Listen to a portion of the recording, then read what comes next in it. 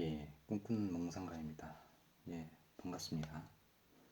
오늘은 이건희 에세이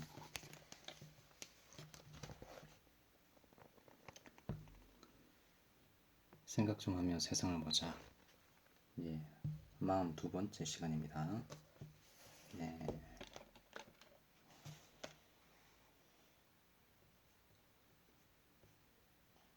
예. 오늘은 먼저 만들지 않는 제조업에 대해서 한번 생각해보는 시간을 가지도록 하겠습니다. 예.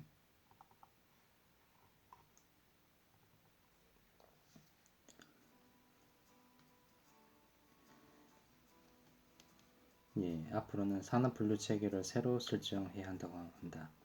다양한 업종이 등장함에 따라 벌써 업종 간 구분이 모호해지고 있다. 뿐만 아니라 산업 간 경계도 모호해지고 있는데 특히 2차 산업인 제조업과 3차 산업인 서비스업의 경계가 허물어진 현상이 두드러진다.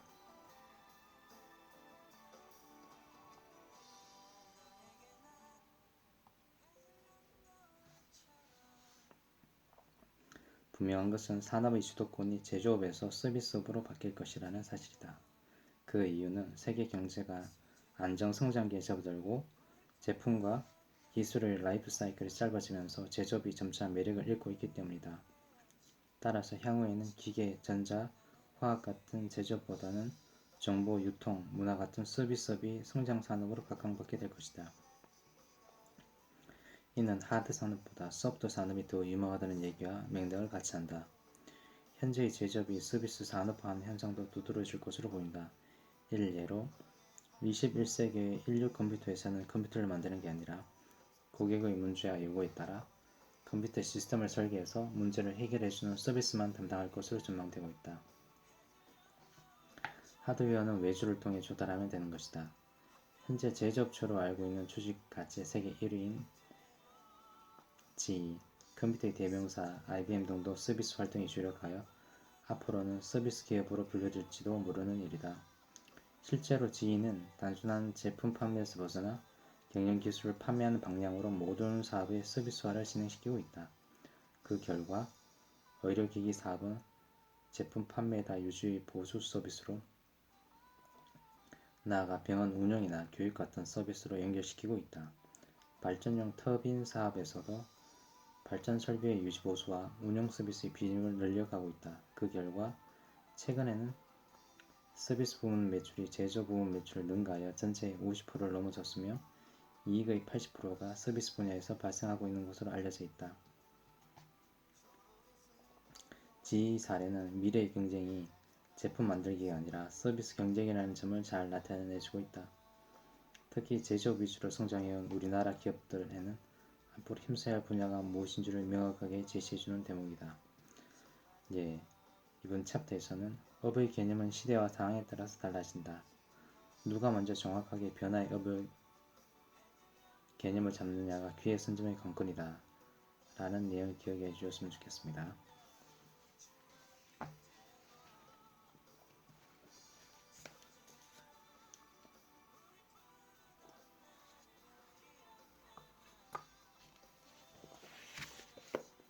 예, 다음은 자동차는 전자제품에 대해서 한번 생각해보는 시간을 가지겠습니다.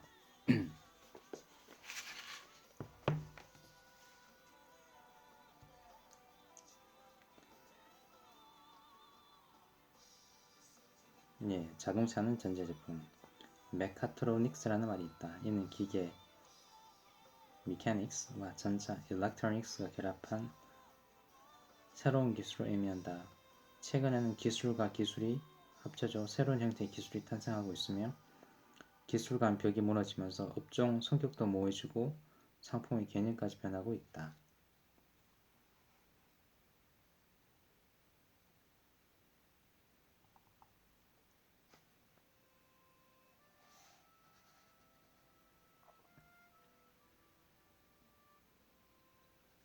시계는 정밀 기계 기술의 결정체로 과거 수백 년 동안 기술적 측면에서 큰 변화 없이 그 명명을 유지해왔다. 따라서 정밀 공업이 발달했던 스위스가 시계 왕국의 지위를 누릴 수 있었다. 그런데 일본의 세이코 앱슨이 일렉트로닉스 기술을 도입한 전자시계를 만들어내면서 굳건하던 스위스의 지위가 무너지고 그 자리를 일본이 차지했다. 지금 각 산업의 개별 기술들은 성숙할 대로 성숙해 당분간 에디슨 같은 신발명을 기대하기는 어려운 형편이다. 따라서 기술 융합은 개별 기술이 안고 있는 한계를 돌파하기 위해 더욱 절수해지고 있다. 물론 신기술 신제품을 개발하는 것은 언제나 중요한 일이다. 하지만 무엇이든 꼭 없던 것을 발명해야 하는 것은 아니며 있던 것을 잘 합치는 것도 새 시대가 요구하는 또 다른 의미의 발명인 것이다. 이러한 기술 융합 업종 복합의 사례는 자동차에서도 찾아볼 수 있다. 오늘날 자동차는 부품 가격으로 볼 때 전기전자 제품 비율이 30%를 차지한다. 물론 누구도 자동차를 전자제품으로 생각하지는 않을 것이다. 그러나 앞으로 10년 내에 이 비율은 50% 이상으로 올라갈 전망이다. 그렇게 되면 이것이 과연 자동차인지 전자제품인지 모호해진다. 그때 가면 아마 전자기술, 반도체 기술이 뒷받침되지 못하면 자동차업을 포기해야 한다는 얘기까지 나올지도 모른다. 업종 복합은 한 지역을 융성시키기도 한다. 서로의 명동같이 땅값이 비싼 데서 칼국수 식당이 왜 잘될까 의문을 품어도 나는 결국 백화점과 옷가게, 액세서리점에서부터 온갖 상점들이 다 모여 있으니까 사람들이 모이고 칼국수집도 손님들로 문정성시를 이루게 된다는 것을 알았다. 21세기 첨단 산업이라고 불리는 것들이 알고 보면 모두 다양한 업종의 복합체다.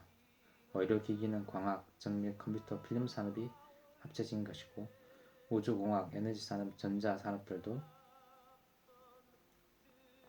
기계, 전자, 소재 및 반도체 등이 결합된 것이다. 이렇게 보면 앞으로 단품 단일 업종으로는 성장의 한계에 부딪히게 된다. 오로지 하나에만 매달리다 보면 기술 융합이 어려워지고 기술과 시장에 대한 정보가 부족해 변화하는 업종의 개념에 대응할 능력을 상실하게 되기 때문이다. 현재 미국과 일본에서 많은 적자를 내는 기업들을 보더라도 대부분 단일 업종의 기업들이다. 반면에 지휘같이 기계, 전자, 가전, 반도체, 토목, 미사일 등 여러 분야가 있는 기업은 점차 전에 없던 경쟁력을 갖추고 있다. 따라서 문어발식 경력이라는 종류의 편견은 어느 정도 수용할 여지가 있는 것이다. 이번 챕터에서는 산업 간 구분은 무의미이다. 자동차, 전자가 합치고 중공업과 전자가 합쳐진다. 합쳐지면 신산업, 신기술이 나오고 새로운 사업계도 생긴다. 자동차는 전자제품이라는 말이 나오고 있는데요. 지금 테슬라가 미국에서요. 그 무인 자동차 그 개념을 도입해서 미국의 빅3보다 훨씬 주가 수익이 높고 이제 800주 이상의 자금 동료이기 때문에 뭐 이제 송룡의 무인화 그리고 상용차의 무인화 이런 개념을 두고 나오고 있고 스페이스X 우주로 스페이스X를 보내서 이제 저희가 해외여행 가듯 아니면 제주도를 가듯이 그렇게 우주선을 태워서 사람들을 밖으로 여행시키겠다는 그런 개념에 대해서 엄청나게 커지고 있습니다. 아무튼 자동차도 지금 국내에서도 현대기아 자동차가 무인화 전동화를 위해서 많이 노력하고 있고 무인화 전동화를 현재 2.5단계 상태에서 지금 점점 더 기술을 개발하고 있고 현재는 내연기관에서 전기차로 거의 이제 달려가고 있고 그 다음에 수소차 전기차 수소차로 가는 데 있어서 무인화 전동화 이런 기술들이 앞으로 엄청나게 많은 발전이 이루어질 것 같습니다. 다음은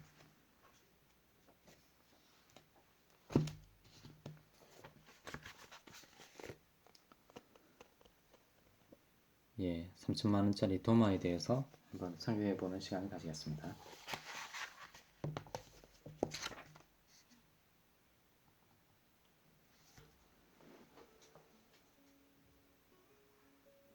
일본에는 히노키라는 나무가 있다. 히노키는 강수량이 많은 일본의 한 지방에서 많이 나는 수종이다. 다 자란 히노키의 키는 30m가량이다.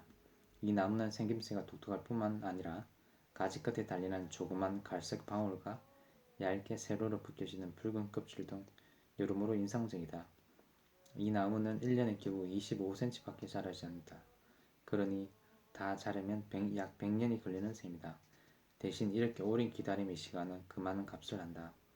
그윽한 향과 목줄의 견고성은 고급 가구를 만드는 데 이상적이어서 장인들은 오래전부터 그 가치를 높게 인정하고 있다.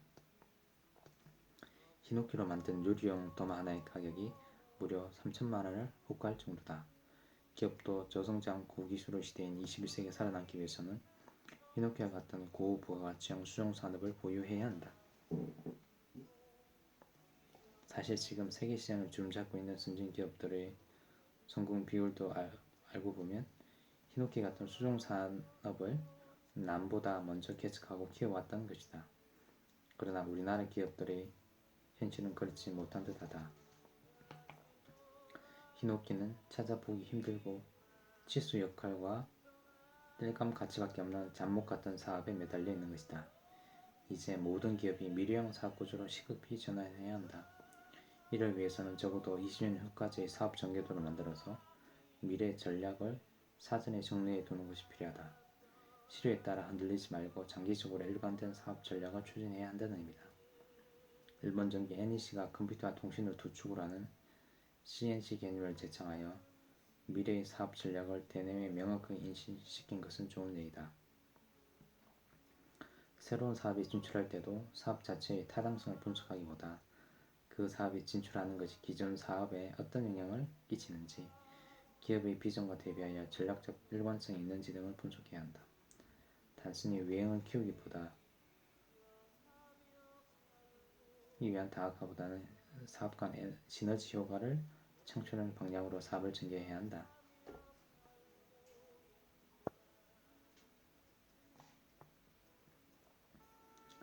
한편 전략적으로 길쭉된 수용 사업에 대해서는 히노키를 키우는 마음으로 집중 투자해야 한다. 수용 사업의 중요성에 대해 조직 내 공감대를 형성하는 한편 핵심 인력을 투입, 사업 추진력을 높이는 것이 중요하다. 반면 이미 경쟁력을 상실한 만성적인 적자 사업은 결단을 내려 포기할 줄도 알아야 한다. 나무가 잘 자라게 하기 위해 가지치기를 해주는 것과 같은 이치다. 모든 사업은 살아있는 생명체와 같아서 탄생, 성장, 성숙, 소멸이라는 순환 과정을 거치기 마련이므로 신규 업종이 탄생하고 쇠퇴 업종이 정리되는 것이 순리이다. 반도체, 통신기기에서 가전 등 여러 분야에 집중해오던 모토로라는 70년대 일본 기업들이 문과 경쟁력을 앞세워 공격을 해오자 TV, 라디오 등 부가가치가 낮은 가전 부분은 과감히 포기하고 반도체와 통신기기에만 경쟁력을 집중했다. 모토로라는 그 용기 때문에 오늘날의 초일류 기업으로 거듭날 수 있었으면 우리 기업들은 상기해야 한다.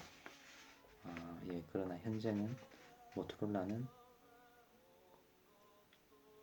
거의 없지 않습니까?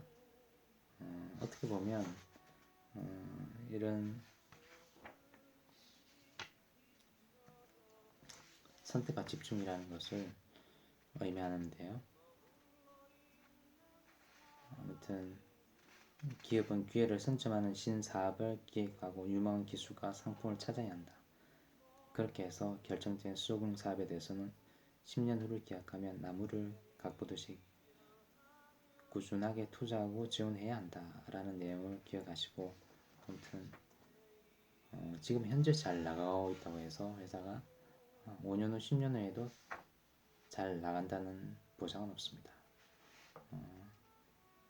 20년 전에 모토로라가 잘 나갔지만 지금은 모토로라가 있는지 없는지도 잘 모르는 상황에 와 있습니다.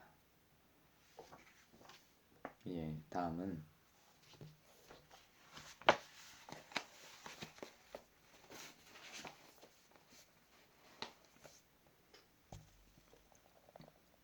일석오조의 경영에 대해서 같이 생각을 해보겠습니다.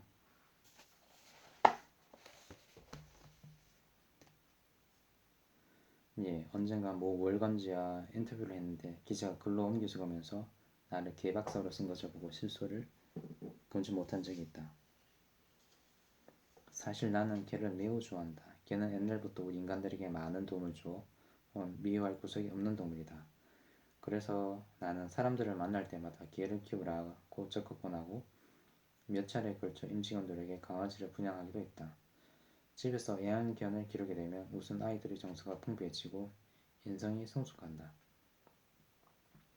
아이들은 개와 친해지는 가운데 부모에게 보호를 받기만 하던 처지에서 동물을 사랑하고 보호하는 처지로 바뀐다. 이런 환경에서 자라면 후일 사회생활을 할 때 남을 생각할 줄 알고 사랑도 베풀 줄 아는 인감이 넘치는 사람으로 성장하게 될 것이 틀림없다. 또 개를 훈련하면 경비나 명인 안내 등 훌륭하게 사람을 대신하도록 할 수 있다. 최근에는 개가 자폐증 환자의 치료에까지 이용된다고 한다.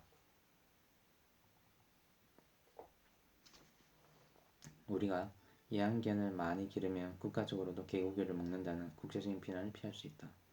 이처럼 개 기르는 일을 통해서도 우리는 일석이조가 아니라 일석오조의 효과를 거둘 수 있다. 한 가지 일을 하면서도 여러 가지 효과를 거두는 것은 기업 경영에서도 절실히 필요하다. 예를 들어 국내 전자회사의 TV 담당 직원이 일본에 출장을 가더라도 자기 분야인 TV에 대한 자료만 챙겨오지 않고 오디오에 관한 자료도 같이 구해온다면 돌 하나로 새 두 마리를 잡는 격이 된다. 기업 경영에서는 1 플러스 1은 2가 아니라 1 플러스 1은 2보다 크다가 되는 시너지 경영이 중요하다. 시너지 경영이란 같은 그룹 내의 사람과 사람, 부서와 부서, 회사와 회사 간 협조를 통해 사람, 부서, 회사의 각각의 성과를 단순히 더한 것보다 더 높은 성과를 얻는 것을 말한다. 한 그룹 내의 건설회사와 무역회사가 서로 협조해 무역회사는 신용도를 바탕으로 저리의 자금을 확보하고 건설회사는 우수한 시공 능력으로 해외의 복합 개발 사업을 따낸다면 이것이 곧 시너지 경영에 해당한다. 신규 사업을 추진할 때도 사업 간 시너지는 중요한 판단 요소가 된다. 이윤이 생기는 사업이라면 물불을 안 가리고 진출했던 서구의 대기업들이 이제는 다시 사업을 정리하고 있다. 삼성 역시 지금 몇몇 분야에서 사업을 정리하고 있는데 사업을 개척할 때와 마찬가지로 어떤 사업을 정리할 경우나는 그 사업이 갖는 다른 부분과의 시너지 효과 여부를 따져보고 결정한다. 시너지를 내지 못하는 부분은 과감히 정리하고 서로 시너지를 갖는 부분들로 사업을 재구축하려는 것이다. 예, 기업 경영은 1 플러스 1은 2가 아니라 최소한은 5, 10, 100은 되어야 한다. 둘을 더한 결과가 둘로만 나온다면 굳이 조직이 있을 필요가 없다. 예, 기업 경영에서는 1 플러스 1은 2가 아니라 2 이상, 5, 10이 되는 시너지 경영이 중요하다. 시너지 경영이란 같은 그룹 내의 사람과 사람, 부서와 부서, 회사와 회사 간 협조를 통해 사람, 부서, 회사 각각의 성과를 단순히 더한 것보다 더 높은 성과를 올리는 것을 말한다 라는 내용을 기억해 주세요. 다음은 핵심 역량과 업의 개념에 대해서 생각해 보는 시간을 가지겠습니다.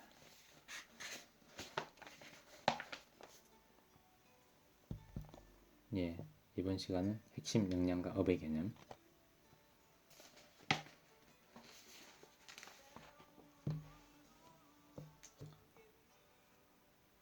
예, 핵심 역량이란 경쟁 회사들이 쉽게 따라올 수 없는 고유한 역량을 말한다.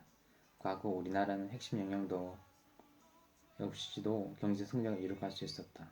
선진국에 비해 기술 수준은 뒤처지지만 낮은 인건비와 저가격 이점을 살려 수출을 늘려왔고 아직 국내 시장이 개박되지 않은 덕을 보았다. 이제는 이런 방식이 더 이상 통하지 않게 되었다. 최근 수년 동안 국내 제조업 인건비는 생산성을 앞지르며 가파르게 상승했다.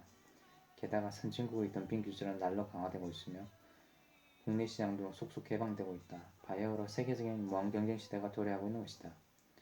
급속히 진전되는 정보와 추세에 따라 머지않아 소비자들은 안방에 앉아서도 세계 곳곳의 상품 정보를 얻게 되고 언제 어디서나 세계 최고의 물건을 구할 수 있게 될 것이다. 이런 변화에서 최고만이 살아남는 새롭고도 냉혹한 또 다른 경쟁 시대를 엿볼 수 있다. 여기서 우리 기업에 요구되는 중요한 것이 바로 경쟁사가 쉽게 따라할 수 없는 고유한 역량, 즉 핵심 역량을 갖추는 것이다. 이 핵심 역량은 다양한 제품과 서비스에 활용할 수 있는 것일수록 그리고 단발로 끝나는 것이 아니라 지속적으로 적용할 수 있는 것일수록 강한 경쟁력을 발휘하게 될 것이다. 펜슬과 가전제품으로 우리에게도 익숙한 일본의 샤프는 핵심 역량을 통해 성공의 길을 걷고 있는 대표적인 회사라고 할 수 있다. 첨단 LCD 기술로 핵심 역량을 확보한 샤프는 73년에 액정 화면을 이용한 계산기를 세계 최초로 개발하였다. 그 후 각종 가전제품, 컴퓨터, 비디오 게임 등에 이를 응용하여 그들만의 고유한 제품 체계를 구축하면서 오늘날까지 승승장구하고 있는 것이다. 핵심 역량은 저절로 얻어지는 것이 아니다. 핵심 역량을 개발하기 위해서는 끊임없는 연구 노력과 투자가 뒷받침되어야 한다. 그러나 무엇보다 중요한 것은 회사가 추구한 업의 개념과 회사가 가진 강약점이 무엇인지를 확실하게 파악하는 일이다. 그래야만 그 업이 나아갈 방향에 맞게 그리고 그 업에 맞는 회사의 강점만을 살려서 제대로 연구하고 투자도 할 수 있기 때문이다. 나는 얼마 전 삼성그룹의 모든 회사의 업의 개념을 다시 한번 정리하고 회사의 강점을 정확하게 파악해 보라고 지시한 적이 있다. 간단히 말해 자기 자신의 모습부터 제대로 알자는 것이다. 자기 회사의 실상을 제대로 파악해서 한기사업이나 적자사업 같은 약한 부분은 과감하게 잘라내고 유망한 분야에 힘을 집중시키는 것. 이것이 바로 핵심 역량을 키우는 지름길인 것이다.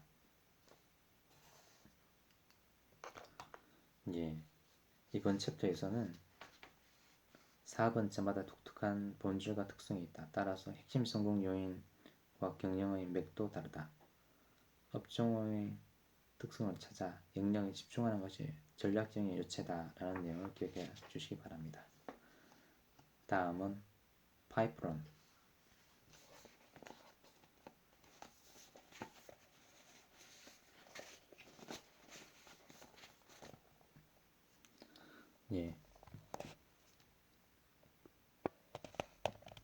이번 챕터에서는 파이프론에 대해서 한번 설명해 보는 시간을 가지겠습니다.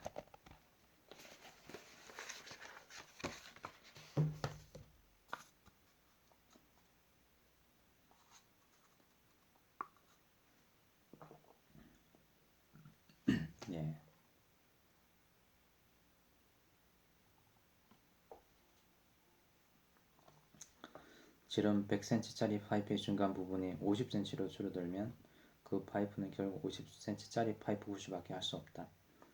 총 연장 10km인 10차선 도로에서 어느 부분이 2차선으로 줄어들면 그 도로 역시 2차선 도로에 지나지 않는다. 파이프는 입구에서 끝까지 지름이 일정해야지 어느 한 부분이라도 좁아지면 바로 그 좁아진 부분을 기준으로 이 파이프 용량의 최대치가 결정된다. 이 예를 기업 경영에 비춰보면 경영, 관리, 생산, 유통, 판매 등 모든 부분의 최저 기준을 고르게 높여야 전체 수준이 향상될 수 있다는 결론이 나온다.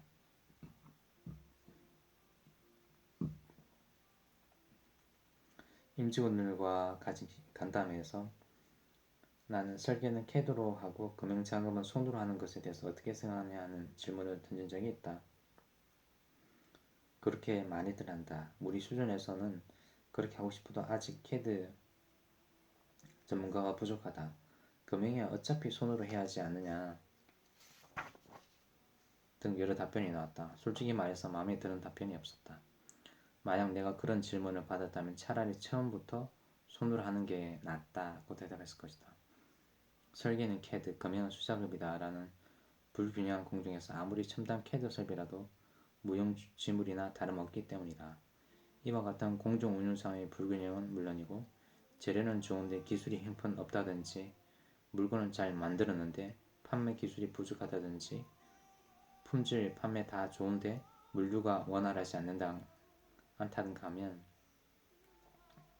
목표하는 성과가 달성될 리 없다. 경영에서는 모든 관련 요소 중 한 요소라도 수준이 낮으면 바로 그 요소의 수준에서 전체 성과가 결정되고 한다. 어느 한 부분만 잘 된다고 해서 전체 경영의 수준이 높아지는 것이 아니며 오히려 가장 안 되는 부분이 바로 기업의 수준이다. 어느 한 부분의 우월성만 가지고 경영 전략을 수립하거나 외부에 자랑하는 물을 구하지 말아야 한다. 각 부분 중 낙후된 부분에 책임감을 느끼고 배전의 노력을 경주해야 한다. 또한 각 부분은 자주 만나 조직 내의 용어나 개념을 통일하고 각자가 보유하고 있는 노하우와 정보를 긴밀하게 공유함으로써 모두가 마음으로부터 하나가 되어야 한다.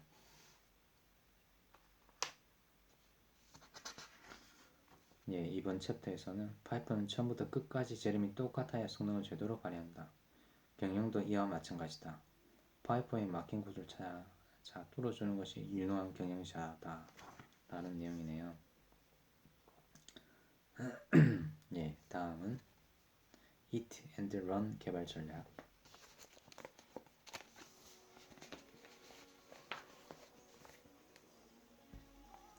예, Hit and Run 개발 전략.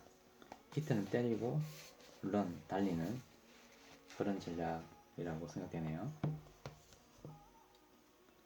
과거 산업시대에서는 선진국이 앞서 개발해놓은 제품을 후발국이 재빨리 모방하고 이미 형성된 시장에 저가로 진출하여 시장 점유율을 올리는 베끼기 전략이 큰 위력을 발휘했었다.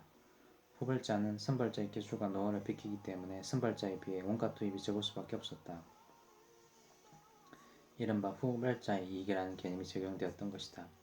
그래서 새로운 것, 인간 생활에 도움이 되는 것을 어렵게 개발하고도 그 이익은 후발자에게 빼앗기는 사례가 비일비재했다. 한 예로 현대의학 발전에 크게 기여한 단층 촬영기 CT는 영국의 천재적인 발명가가 50년대 중반에 개발해 시판한 것인데 이를 저가에 대량 생산해 전 세계적으로 보급한 것은 미국 기업이었다. 결국 최초의 발명자 손에 쥐어진 것은 기술 개발 및 명목의 쥐꼬리 많은 현금이었을 뿐 실제 이익의 대부분은 미국 기업에 돌아갔다.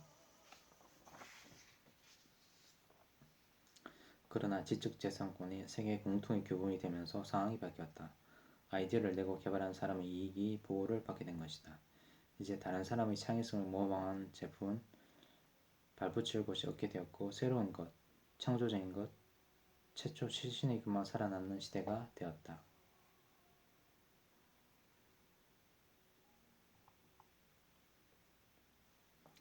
반도체 산업을 보면 후발자의 고통을 실감할 수 있었다. 삼성이 지금은 반도체 메모리 분야에서 세계 1위에 있지만 이렇게 되기까지 남모르는 고통이 있었다. 특급 분쟁에 휘말려 미국의 TI사에 막대한 배상금을 지불하게 됐고 가격 경쟁력에서 우리보다 앞선 일본 기업들이 제품을 세계 시장에 값싸게 파는 바람에 반도체 가격이 폭락해 85년에서 86년 2천억 원에 이르는 손실을 입기도 했다. 선발자의 이익은 첨단 분야에만 있는 것이 아니다. 매실을 5년간 숙성시켰다는 매추신이라는 소를 보고 이를 실감할 수 있었다. 이 술이 처음 나오면서 많은 인기를 끌었고 그에 따라 다른 회사에서도 같은 종류를 개발하려 했다. 그러나 5년이라는 물리적 숙성 기간은 어찌할 수 없었다. 매치순을 만든 회사는 남보다 5년을 앞서 시작했고 다른 회사들이 같은 수량을 만들어낼 때쯤이면 아마 다른 신제품을 개발해서 시판할 수 있을 것이다. 마침내 선발자의 도전 정신이 후발자의 이익을 뛰어넘는 시대가 온 것이다. 초인류가 되기 위해서는 남보다 먼저 개발하고 먼저 판매하고 먼저 출시한다는 선발자의 논리에 충실해야 한다. 즉 남보다 먼저 개발해 판매하고 후발자들이 많아져 시장의 포화 상태다 싶을 때 미련 없이 빠져나오는 히트앤런, 치고 빠지는 식의 전략 구사가 필요하다는 내용이다. 네, 이번 챕터에서는 돌다리도 두드려 보고 건너는 사람이 있는데 나무 다리라도 있으면 일단 건너고 보아야 한다. 지금은 스피드가 경쟁력을 자하는 시대다. 라는 내용을 기억해 주시고 다시 한번 마지막 부분을 읽어드리겠습니다. 마침내 선발자의 도전 정신이 후발자의 이익을 뛰어넘는 시대가 온 것이다. 세계 초인류가 되기 위해서는 남보다 먼저 개발하고 먼저 판매하고 먼저 출소한다는 선발자의 논리에 충실해야 한다. 즉 남보다 먼저 개발하 판매하고 후발자들이 많아져 시장이 포화 상태다 싶을 때 미련 없이 빠져나온 히트앤런식의 전략 구사가 필요하다.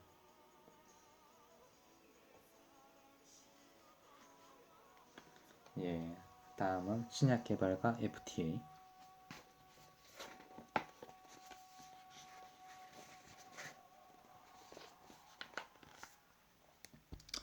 예, 다음은 신약 개발과 FTA에 대해서 생각해보는 시간을 가지겠습니다.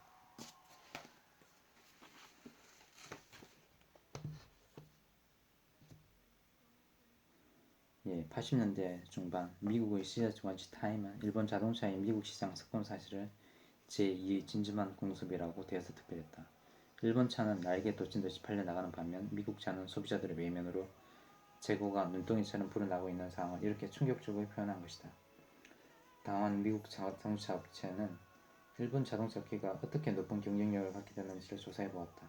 조사 결과 미국은 10모델을 개발하는데 평균 5년에서 6년이 걸리지만 일본에서는 고작 2~3년 만에 새 모델을 개발해내는 것으로 밝혀졌다.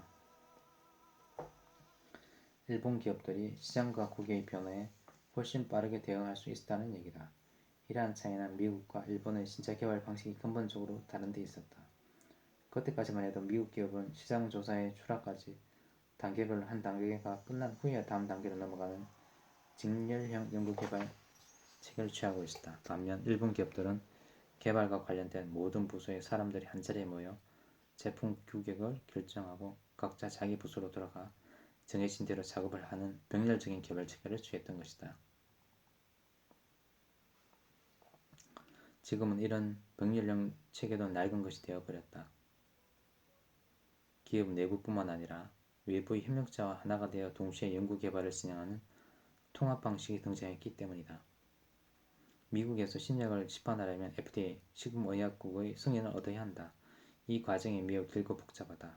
그래서 미국의 제약업체들은 신약 개발이 완료된 후에 승인을 신청하는 게 아니라 단계마다 결과물을 FDA에 보고하여 합격하면 개발을 계속하고 불합격하면 거기서 중단해버린다.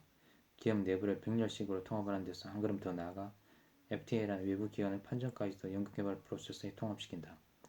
삼성은 명품 TV를 개발하면서 통합개발 방식을 적용했다. TV에 필요한 브라운관을 비롯 각종 부품을 만드는 그룹 내 회사는 물론 협력업체까지 포함해서 개발진을 구성하고 그들을 한 곳에 모아서 개발한 것이다.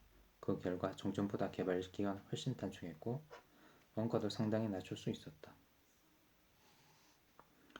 이를 보면 직렬보다는 병렬이, 병렬보다는 통합이 시간을 단축시켜 주고 결국 경쟁력을 높여준다는 것이다.